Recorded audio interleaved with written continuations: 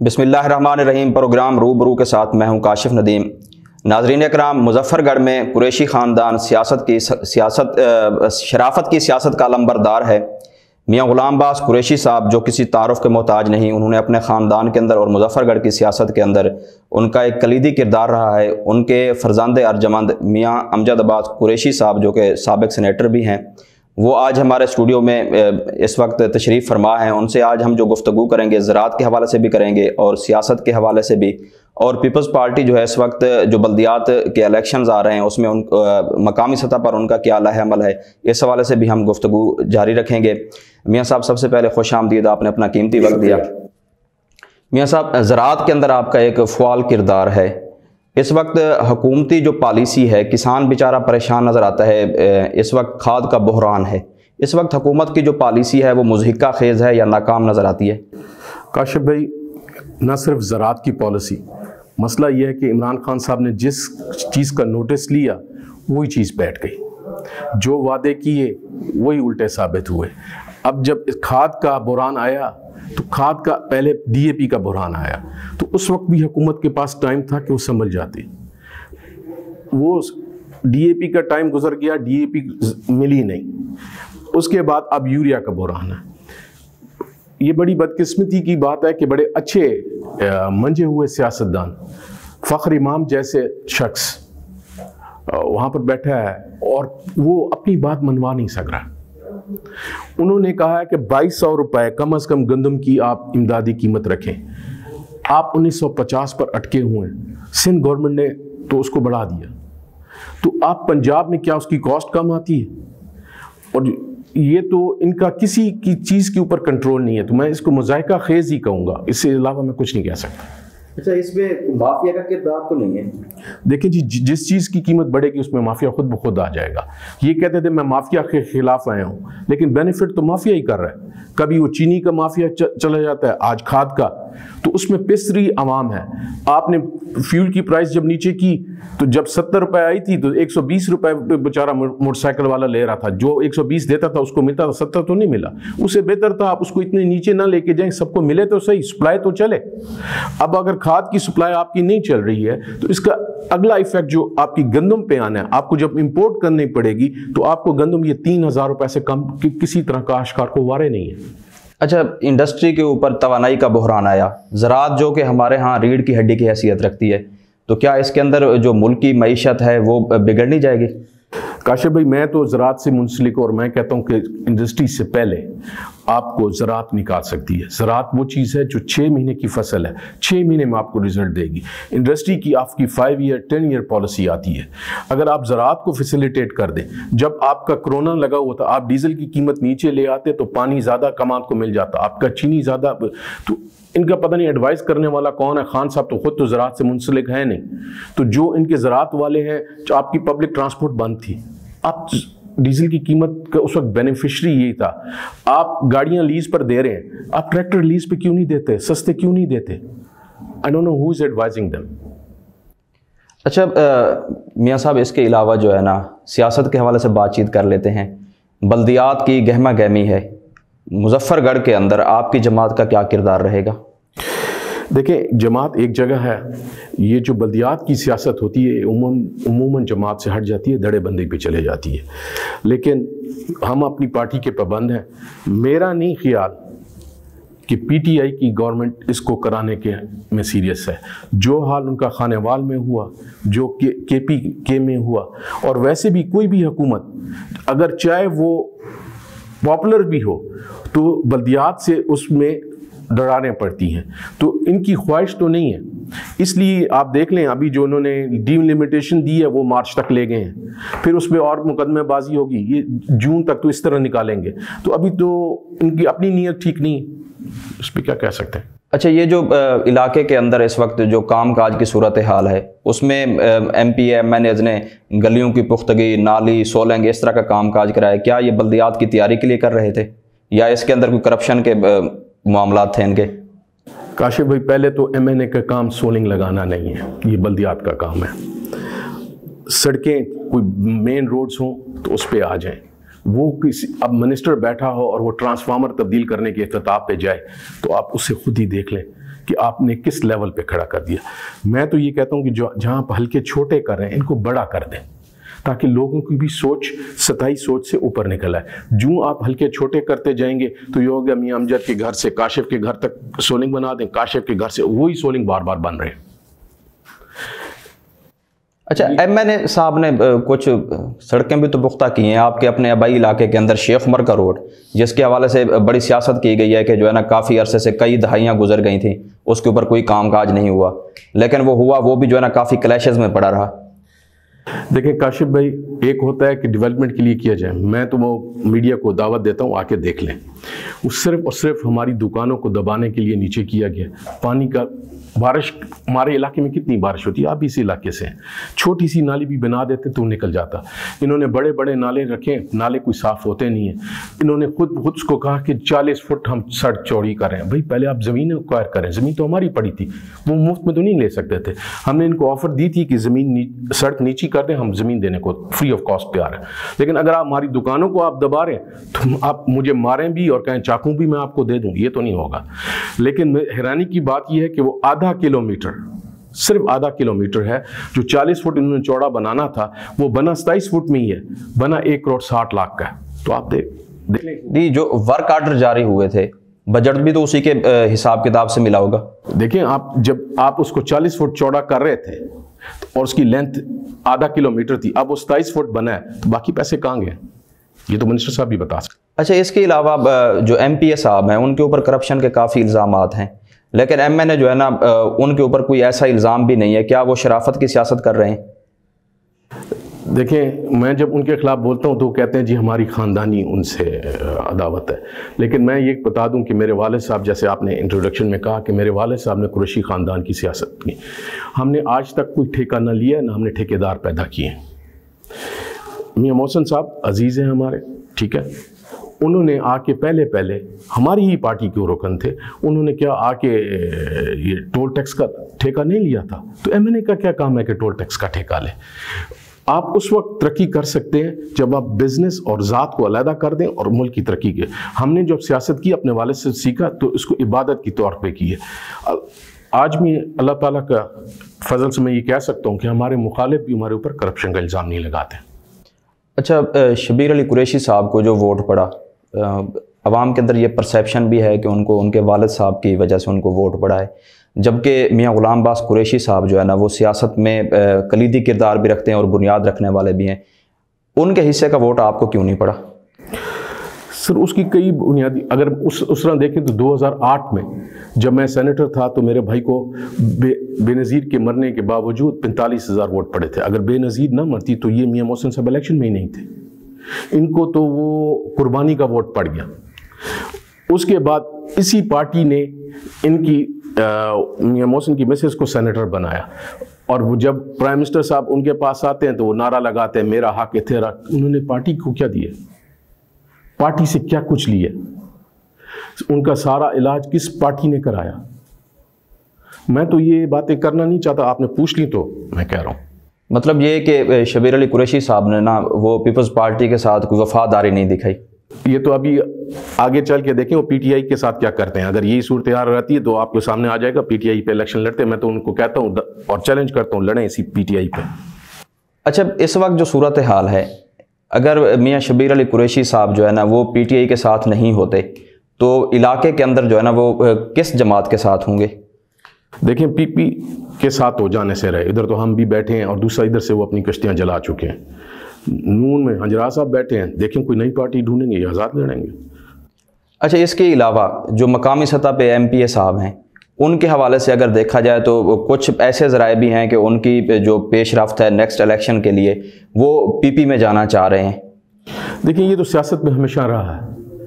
Parties ने भी कभी वो सियासत नहीं की कि कहा कि काशिफ आप बुरे वक्त में हमारे साथ हैं। ये तो पार्टीज़, इसीलिए लोग पार्टीज़ के, अब सियासत ये है जो जीता वही सिकंदर, उसको गले लगा लेते हैं। तो इसलिए लोग कश्तियाँ बदलते रहते हैं। अगर पार्टीज़ ये कहें कि नहीं जी काशिफ आप हमारे साथ हैं, चाहे आप हारें या जीतें, आप हमारे MNA हैं, तो लोग कश्तियाँ नहीं बदलेंगे। अच्छा मियां साहब, एक और बात भी जो है ना जो हमें नज़र आ रही है यहाँ पर, वो इस तरह से है कि जो PTI का एक नारा था, उन्होंने कब्ज़ा माफिया के ख़िलाफ़ जंग करनी थी, वो मुल्क की सतह पे तो देखी गई है कि जो है ना ऑपरेशन किए गए हैं कब्ज़ा माफिया के ख़िलाफ़, लेकिन मकामी सतह पे आप क्या देखते हैं कि MP और MNA उसके मुतज़ाद गए हैं या उन्होंने उस दावे के ऊपर अमल दरामद किया है? देखिए, मैंने आपसे पहले कहा ना, जो जीता वही सिकंदर। मसला ये है कि शबीर अली साहब यहाँ से आज़ाद बन कर गए, उनके वोट से प्राइम मिनिस्टर साहब इलेक्ट हो गए और वो काबीना में भी बैठे हैं, वो उनकी मजबूरी है। तो आपके अपने सहाफ़ी हैं बाकरी साहब, उनके अजीज़ों पे के प्लाट पे कब्जा हुआ, किसने किया, किसके इमाम पर हुआ? ये 29,000 पे एक दरी के ऊपर जो दुकानों का मसला था, वो 20 साल बंदा अदालत में रुलता रहा, 20 साल बाद अदालत ने उसके हक में फैसला दिया, तो रुकावट कौन था? मैं तो नहीं था, वो मियाँ शबीर अली के अजीज़ ही थे ना, उन्होंने जाके लड़ाई डलाई ना। क्यों? जब court rule of the law को आपने इंप्लीमेंट करना है तो कराए, आपने चैलेंज करना है, there is a higher court, चले जाएं आप उसके पास। और जो कुछ दूसरे मौज़ाजात में हो रहा है वो भी आपके सामने, मैं किसी पे उंगली नहीं, आप प्रेस वाले खुद तहकीक करके देख लें। अच्छा मियाँ साहब, पीपल्स पार्टी कोटो 2 के अंदर 2 धड़ों के अंदर तकसीम है, इसके ऊपर हम एक वक्फे के बाद बात करेंगे। Who will lead Pakistan to glory? Who will make ways into impossible terrains? तुम हो सुनहरा कल। Gibbs College is making leaders who will pave the paths to make Pakistan great and this world a prosperous, happy place. पहाड़, दरिया, समंदर, सब हैं हमारे रास्ते। Gibbs College, now rising in Kota 2, set to start 2021-22 sessions. Meeting all academic needs during college hours. No need for tuition. Separate campuses for boys and girls. Gibbs College Kota 2 campus. For more information, call at 034509000365. Visit our websites, Facebook or contact at our helplines. Gibbs College.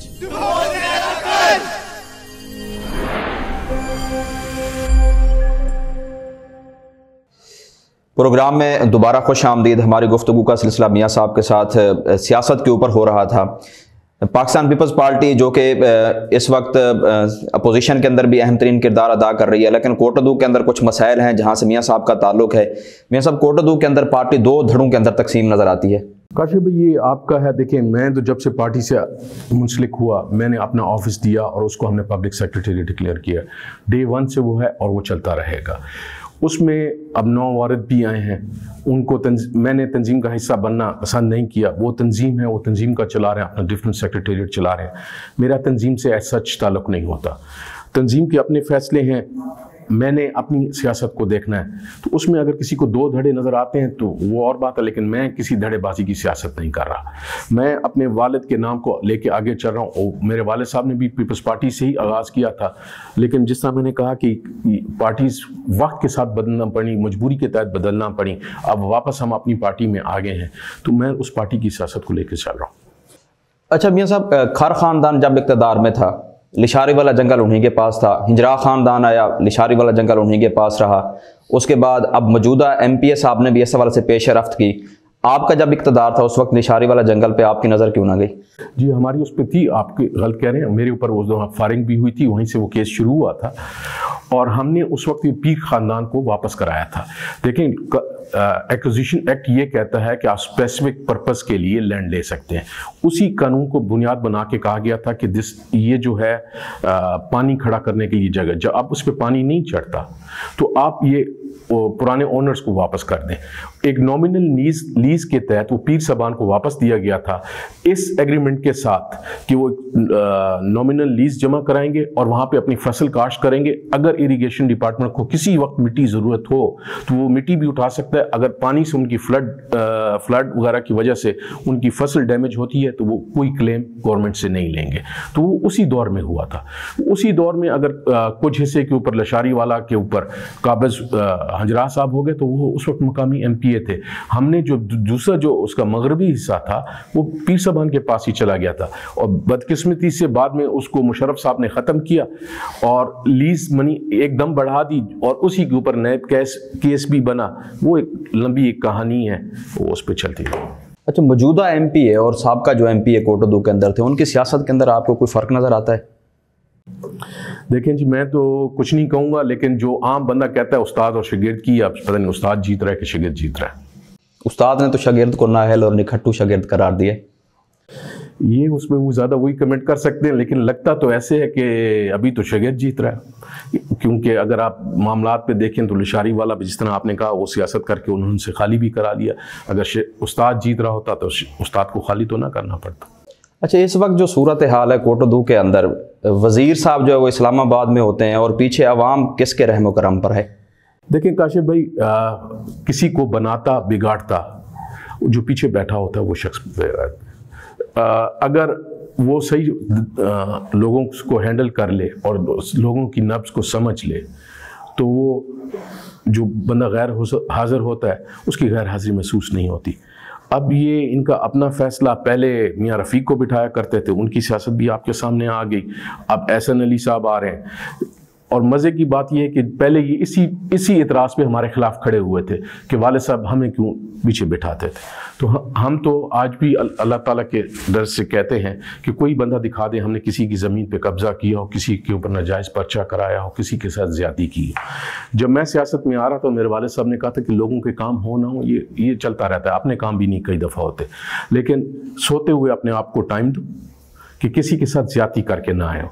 और जो मुखालफों की सियासत के बारे में उन्होंने मुझे कहा था कि जब मेरे वाले साहब फौत हुए थे तो सबसे पहले शख्स आने वाला मुस्तफा खर था और कब्रिस्तान से जाने वाला मुस्तफा खर था। तो ये ताल्लुक़ भी ख़राब नहीं होना चाहिए। तो हमने सियासत उसी तरह की है कि किसी से बिगाड़ी नहीं है, चाहे वो हमारा मुखालिफ भी है। अच्छा, आपने खर ख़ानदान को, आपके वाले साहब ने भी, आपने भी भरपूर तरीके से कुरैशी ख़ानदान ने उनको सपोर्ट किया है, जबकि कोटोदू के अंदर जब आप सियासत के अंदर हैं, इंतखाबात के अंदर आप हैं, तो खर ख़ानदान की उतनी सपोर्ट आपके साथ नहीं रही, इसकी वजह? ये आप जवाब उनसे पूछ लें। हमारी एक रवायत है, हम जो सियासत करते हैं साफ करते हैं। अगर कमिट कर दिया पार्टी से कि रबानी साहब को सपोर्ट करेंगे तो कर दी। अब रबानी साहब को भाई याद आ जाता है तो उनसे इसका जवाब मलिक रबानी साहब देंगे, मैं नहीं दूंगा। अच्छा, मियाँ रफ़ीक और एहसन अली कुरैशी साहब, इनकी उम्र का भी काफ़ी फ़र्क है, क्या ये अवाम को उस तरह से ट्रीट कर पा रहे हैं जिस तरह से अवाम डिज़र्व करती है? ये तो इसका तो फैसला अगला इलेक्शन ही करेगा, या आप मेरे से ज़्यादा है, मेरा तो उनसे बस कहने का ताल्लुक़ है, बाकी ताल्लुक़ नहीं। अच्छा, एजुकेशन के हवाले से जनूबी पंजाब जो है पसमानदगी का शिकार रहा है। अब जो वज़ीर मुमलिकत हैं उन्होंने काफ़ी जो है ना सोशल मीडिया के ऊपर नोटिफिकेशन भी दावे भी किए जा रहे हैं बड़े इस हवाले से कि तालीम के हवाले से यूनिवर्सिटी यहाँ पे लाई जा रही है। क्या वो यूनिवर्सिटी जो है ना आम आदमी के लिए वो फैसिलिटेट कर सकेगी? काशिफ भाई देखिए, इसमें बुनियादी कई बातें हैं। मिनिस्टर साहब जब इलेक्शन लड़े थे तो हमें जगीरदार कह रहे थे। मैं उनसे पूछता हूँ आप किसके बेटे हो? आपकी जगीरदार के नहीं हो। आपके वालिद ने बेच दिया तो मेरा कसूर क्या है या मेरे वालिद का कसूर क्या है? बात जायदाद की नहीं है, बात सोच की है। आए, मैं आपको दावत देता हूँ, आ जाए शेख उमर, आ जाए। हमारे पास गर्ल्स हाई स्कूल है, बड़ा अच्छा रिजल्ट दे रहा है। We have boys high school है, पंजाब में रैंक नंबर 1। दोनों की ज़मीनें हमने दी हैं, जिनको जगीरदार लेबल कर रहे हैं मिनिस्टर साहब। अच्छा, अस्पताल की ज़मीन भी तो उन्होंने दी है। देखिए, कुछ वो भी उसी गांव का हिस्सा है। हमने दे के वापस नहीं ली। फिर उस कहानी पे जाएंगे तो वो तो आगे दुकानें भी बना रहे थे। लेकिन देखिए, आप एक इलाके के बासी हैं तो आप भी हिस्सा डालेंगे, मैं भी हिस्सा डालूंगा। लेकिन आपने तालीम के हिसाब से सवाल किया तो मैंने बताया कि तालीम के दोनों स्कूलों में हमने हिस्सा डाला। ठीक है, अगर हम जगीरदाराना सोच के हामिल होते तो हम लोग अपने इलाके के लोगों को पढ़ने ना देते। हम चैलेंज करके कहते हैं, देखिए मेरे वाले साहब मिनिस्टर नहीं रहे, ये मिनिस्टर हैं। हंजरा साहब भी मिनिस्टर रहे हैं, बुरमानी साहब भी गवर्नर रहे हैं, खर साहब भी गवर्नर रहे हैं, लेकिन सबसे ज़्यादा तरक्की याफ्ता इलाका शेख उमर है और उस तरक्की के पीछे मेरे वालिद का हाथ है। हमारे यहाँ हम कहते हैं कि ये देहात है लेकिन सहूलियात शहर की हैं। हमारे यहाँ बैंक भी है, हमारे यहाँ दोनों हाई स्कूल्स भी हैं, हमारे यहाँ हॉस्पिटल भी है, हमारे यहाँ बिजली भी है, हमारे यहाँ गैस भी है। तो ये अगर हम तरक्की रोकते होते तो सबसे पहले पक्की रोड भी शेख उमर की ही बनी थी, जबकि गवर्नर कोई और थे। तो हमने हमेशा अपने इलाके की तरक्की की कोशिश की है, हमने तरक्की की राह में कभी हायल नहीं हुए। अच्छा, जो यूनिवर्सिटी के बात की जा रही है, यूनिवर्सिटी कोटोदू के अंदर लेके आ रहे हैं, क्या वो यूनिवर्सिटी आम आदमी के लिए है? काशिफ भाई, उसमें कई बड़ा लंबा मौजू है। देखें, मैं आपको मिसाल के तौर पे बताता हूँ। हमारे साथ वाली यूनियन काउंसिल है पिरहाड़। जब से मैं पैदा हुआ मैंने अलग यूनियन काउंसिल देखी है ना। वहाँ पर high school, girls high school है ना बॉयज़ हाई स्कूल है। तो आप एक इमारत खड़ी करने जा रहे हैं जिसकी बुनियाद कच्ची है। मैं ये नहीं कह रहा कि यूनिवर्सिटी ना बनाए, यूनिवर्सिटी बननी चाहिए क्योंकि और भी लोग हैं जो पढ़ के आ रहे हैं, लेकिन हमें साथ साथ बुनियादी तालीम हर यूनियन काउंसिल के ऊपर गर्ल्स हाई स्कूल और बॉयज़ हाई स्कूल होना चाहिए। दूसरी जो आपने यूनिवर्सिटी की बात की, यूनिवर्सिटी ला रहे हैं ये कॉन्सेप्ट, बड़ी अच्छी बात है, लेकिन इट्स अ प्राइवेट यूनिवर्सिटी। उसमें मुझे आज तक, मैं इनसे पहले भी एक प्रेस कॉन्फ्रेंस करके सवाल कर चुका हूं कि अगर ये खुद उसके फ्रेंचाइजी हैं तो बताएं कि मैं फ्रेंचाइजी हूं। अगर कोई और है इलाके का बाहर का है तो यार उसने हमारे लिए इलाके के ऊपर एहसान कर रहा है, तो मुझे उसको अपने साथ बिठा के प्रेस कॉन्फ्रेंस करनी चाहिए कि ये करोड़ों रुपए मेरे इलाके में लगा रहा है। जहां तक बात ही, अगर आप उस पर इनको क्रेडिट देना चाहते हैं तो फिर जो मैंने हाई स्कूल की कहा कि नहीं है, तो पंजाब कॉलेज भी तो ले आए हजरा साहब, he is a partner in that. अभी मैं काली पोल पे देख रहा था तो उनका भी एक बिल बोर्ड लगा हुआ है कि हम बीएससी प्रोग्राम शुरू कर रहे हैं। बीएससी तो यूनिवर्सिटीज ही देती है ना, तो वो भी ले आए। What a difference. यहाँ पर तो होना ये चाहिए था कि आप BZU का कैंपस लाते, आप GC का कैंपस लाते, आप सरगोदा यूनिवर्सिटी का लाते, ताकि गरीब का बच्चा पढ़ सकता। अगर मैं अपने लिए यहाँ मैकडोनल्ड खोलूँ, कहूँ कि मैं मैकडोनल्ड लिया या मैं कोई और ऐसी चीज़ खोलूँ, तो मेरा वो बिजनेस है। If he is doing a business, वो एक डिफरेंट चीज़ है। मुझे ये भी पता चला कि कोई हमारे ये कुरैशी ख़ानदान के सपूत हैं, वो ज़मीन दे रहे हैं और ज़मीन भी बड़ी सस्ती और बड़े महंगे जा रही है। तो you are doing a business. मतलब कि अपने कारोबार को वुसअत देने के लिए और अपनों को नवाजने के लिए ये काम किया जा रहा है। आप साफ ये चेक कर लें, मैं तो कह रहा हूँ। अच्छा मियाँ साहब, आपका मकामी सतह पे अपोजिशन का किरदार नज़र नहीं आ रहा। देखिए, मैं तनकीद बराए तनकीद नहीं करता। आपके साथ, आपके टीवी के साथ मुंसलिक हैं। जब इन्होंने अस्पताल शेख उमर में तोड़ा था तब भी मैं बोला था, ठीक है।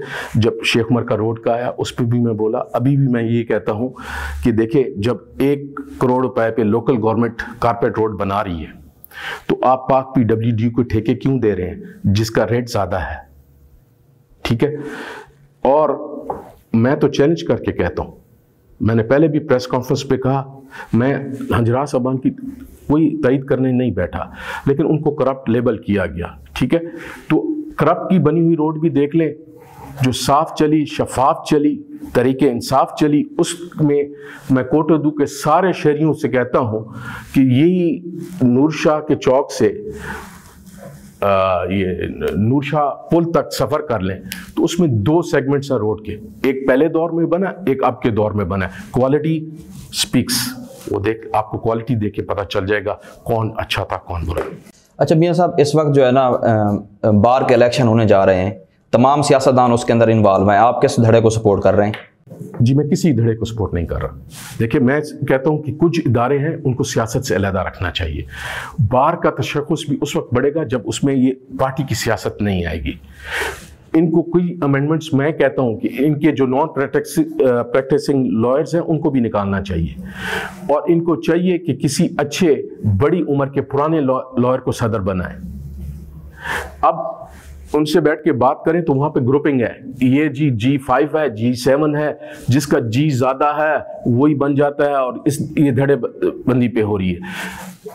कहाँ आपके सदर हुआ करते थे गफूर खान गुरमानी साहब, वही पंजाब बार के वाइस चेयरमैन भी बने और बड़ा अच्छा नाम कमाया।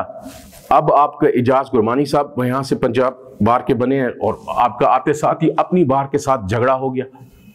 तो आप देख लें हमारी क़यादत किस तरफ जा रही है। पाकिस्तान पीपल्स पार्टी अगर टिकट आसिफ खान दस्ती को देती है तो आप कहाँ पे होंगे? जी, मैं अपनी पार्टी की टिकट का पाबंद हूँ। इसके अलावा जो है ना, आप इलेक्शन MPA का लड़ेंगे या MNA का? MNA का लड़ूँ। MNA का इलेक्शन लड़ेंगे। मियाँ साहब, कोटोदू के अंदर इस वक्त जो सूरत हाल है, नौजवान नस्ल जो है वो तकरीबन सियासत के साथ जुड़ती जा रही है, नौजवान नस्ल को कोई मैसेज? देखिए, नौजवान, मैंने कहा कि नौजवान अभी अक्सरियत में भी है, उन्होंने ही फैसला करना है। ये फैसला भी उन्हीं का था। बुजुर्ग कुछ कहते थे और नौजवान क़यादत ने पीटीआई की जो ख्वाब थे उनके पीछे इमरान खान को वोट दिया। ना नौकरियां मिली, ना घर मिले। कोटदू शहर को देख लें, मसाइल का गढ़। जिस गली में चले जाएं, नालियां पानी से उभर रही हैं। मेरा अपना प्लाजा है, उसके सामने नाली है, भरी होती है, कभी हमें उसको मंगवाना पड़ता है साफ़ करने के लिए। सीवर का कोई सिस्टम ठीक नहीं है। तफरी के लिए, आपकी फैमिलीज़ के लिए कहीं जाने की जगह ही नहीं है। बस कितनी से वही जो सोसाइटीज़ बनी हैं जिनको आपने बैन किया हुआ है, उन्हीं के पार्क हैं, बच्चे वहाँ जाते हैं। तो जब आप लोगों को मसाइल के अंदर गढ़ के और तफरी का कोई मकाम नहीं देंगे तो ज़िंदगी कैसे गुजरेगी? रेस्क्यू 1122 कोटदू सबसे बड़ी तहसील है मुजफ्फरगढ़ की, लेकिन अभी तक फ़आल नहीं हो सका। सर, ये तो जो सूबाई क़यादत है, आप उससे पूछें। ये हमारे दौर का काफ लीग का एक था और चौधरी परवेज़ इलाही की बड़ी अच्छी विजन थी, उन्होंने ये किया। और हमारे पास तो कैप्को जैसा इदारा है और उसने हमें पहले एक व्हीकल दिया भी था। सवाल तो ये है कि वो क्यों नहीं चल रहा?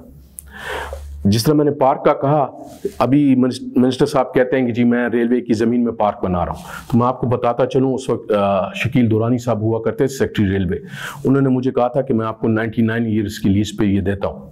तो मैंने कहा यार मैं तो इस कारोबार करने वाला। उन्होंने कहा आप ग्रीन बेल्ट बनवा दें। मैंने कैप्को को लेटर लिखा था, कैप्को ने कहा था कि जी हम इस पर पार्क बना देते हैं, लेकिन उन्होंने ये कहा था कि हम इसको चलाएंगे नहीं। उस वक्त जो आपकी तहसील में एडमिनिस्ट्रेशन थी, मैं उससे डरता था, मैंने उसको परस्यू नहीं किया। ठीक है, तो मैं अब मिनिस्टर साहब से ये सवाल करता हूँ, तो आप पैसे क्यों लगा रहे हैं? आप पढ़े लिखे हैं, वो भी पढ़ी लिखी क़यादत है, वो भी इलाके के लिए कुछ करना चाहते हैं।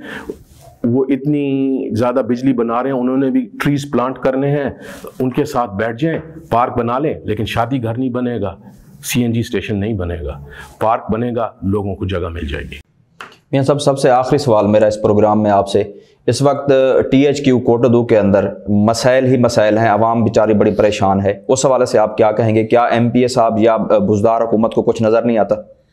सर, बुज़दार हुकूमत ने पिछली पॉलिसी सारी की सारी चेंज कर दी। अभी इमरान खान साहब ने वो कहा कि आपका शनाख्ती कार्ड आपका सेहत कार्ड है, तो अब आप प्राइवेट हॉस्पिटल्स में चले जाएं, वो मरीज़ को 3-3, 4-4 हज़ार रुपये भी दे रहे हैं। आओ जी थोड़ा अपेंडिक्स का ऑपरेशन कर देते, अंगूठे भी लगवा रहे हैं, 3-4 हज़ार दे देते। तो क्यों? क्योंकि जो वो बिल बनाते हैं गवर्नमेंट से उनको मिल रहा है। अगर आपने यही करना था, why can not THQ hospital, वहाँ पर आप फ्री क्यों नहीं कर देते? वहाँ आपको ज़्यादा करप्शन नज़र आती है, वो जो प्राइवेट डॉक्टर्स बैठे हैं उन पे आपको करप्शन नज़र नहीं आती, और उनको चेक क्या कर रहा है, कौन कर रहा है? तो ये तो पॉलिसी तब्दील करके आपने एक चलते सिस्टम को खुद बिठा दिया। जहाँ पर फ्री टेस्ट होते थे THQs में, अब वहाँ सिरिंज अवेलेबल नहीं है। तो आप उस सिस्टम को ठीक करते, आपने यकलख्त पूरा सिस्टम ही बदल दिया। आपसे पहले सिस्टम संभल रहा नहीं था और आपने बदल दिया। अपने साथ MPA किसको लेंगे? सर, ये तो पार्टी फैसला करेगी। बहुत शुक्रिया, आपने अपना कीमती वक्त दिया। नाज़रीन कराम, मियाँ साहब ने अपने कीमती वक्त में से हमें जो वक्त निकाल के दिया, उनमें से अहम तरीन बातें जो थीं, उन्होंने कहा कि इस वक्त जो कोटदू की सूरत हाल है, वहाँ पे MNA का नाम जो है वो करप्शन के अंदर अगर वाज़े तौर पे नज़र नहीं आता, तो कुछ ऐसी सड़कें थीं जिनके अंदर बड़ी मेगा किस्म की करप्शन सामने आई है। तो इसके अलावा जो है ना, इस वक्त जो बल्दियात के इलेक्शन हैं वो भी होने जा रहे हैं, उसके अंदर भी वो कलीदी किरदार अदा करेंगे। नेक्स्ट प्रोग्राम में इंशाल्लाह आपके साथ हाजिर खिदमत होंगे, तब तक के लिए अल्लाह हाफिज। Who will lead Pakistan to glory? Who will make ways into impossible terrains? तुम हो सुनहरा कल। KIPS College is making leaders who will pave the paths to make Pakistan great and this world a prosperous, happy place. पहाड़, दरिया, समंदर, सब हैं हमारे रास्ते। KIPS College, now rising in Kottaddu, set to start 2021-22 sessions. Meeting all academic needs during college hours. No need for tuition. Separate campuses for boys and girls. KIPS College Kottaddu campus. For more information, call at 034509000365. Visit our websites, Facebook or contact at our helplines. Gibbs College.